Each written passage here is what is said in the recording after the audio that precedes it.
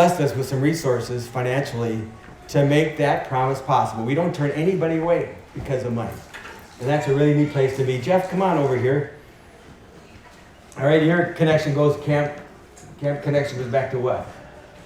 I first started coming here in 1964 as a camper. First Baptist, West Concord. And over the years, decided I wanted to be a member of the volunteer group working with Sydney. And prior to that, I sat with Herb in his little office and dedicated my life to Christ. Much like some of the other stories here. I love Sid, we got along great, did a lot of work together. And it was while I was here, I met a good friend from Hayden Heights Baptist Church, Greg Peterson, who I took to Alaska with me. And then we became even better friends, and he was my best man when I got married. That's my camp connection. That's a good one. So then, I've been volunteering here for many years, and in 1985, I came up to work with Larry and Marge as the first salaried maintenance man. And I was devastated when Larry said they were going to move on. And I ended up doing the winter by myself, which I wasn't prepared for. And I had a winter retreat, and we had some stories on that, but we could talk for another half hour. But it was during that time, then here come Bill and Lisa. And since then, we've been helping out off and on for years. That's right. Well, that TV is staying up there above those other people because that's your work up there, right? Yeah. So good job with the welding. He's a great friend. He's a great friend.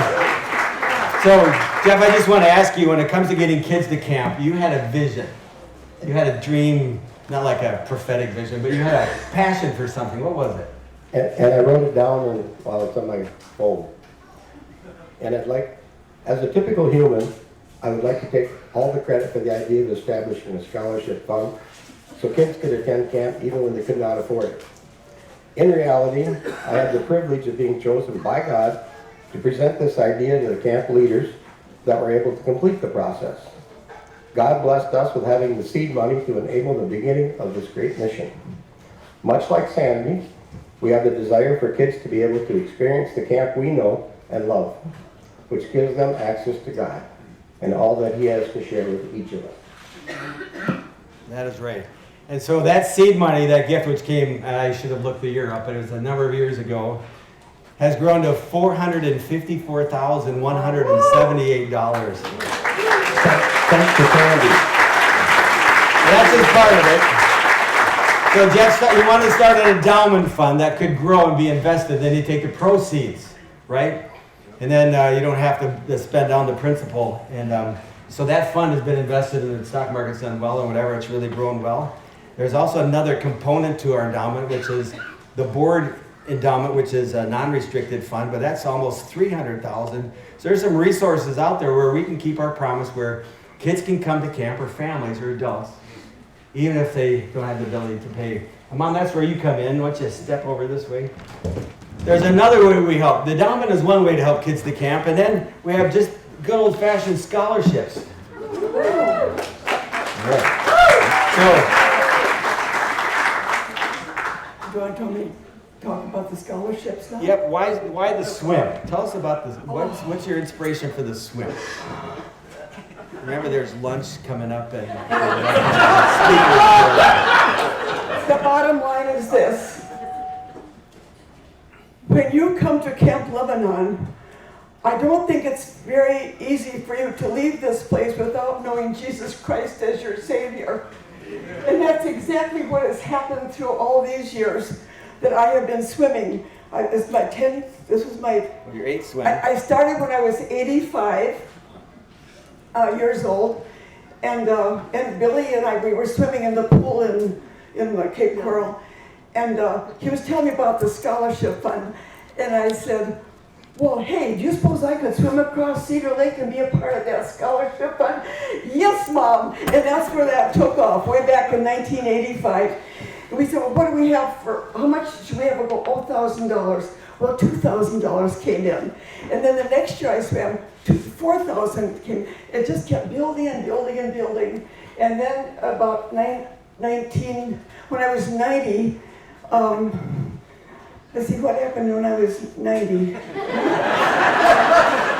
Tell us what happened when you're 95. That was a really good swim. Yeah, yes. And then I retired when I was 90. And then Billy called me up again and said, Mom, I want you to swim. And that was when I was 92. And that time, it was you people who have given to the scholarship fund. Just thank you from the bottom of my heart, because it truly, truly changes lives when they can come to camp to hear about the love of Jesus. But that offering came in almost $25,000. What happened when you were 95? And then now that I'm 95, I've retired for the third time. And this time God's people and friends just came forth incredibly like you wouldn't believe.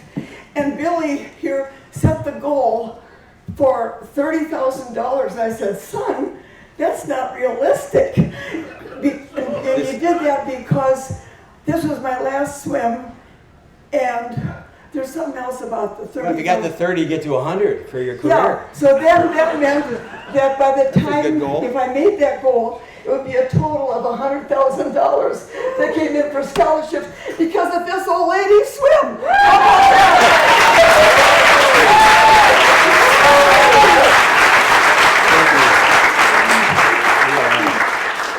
Anyway, she did it. And I want to advertise about our wonderful seniors retreat. They're in the lobby of the chalet. Don't forget, it's wonderful. That's right. In the afternoon, they swim the lake just for recreation.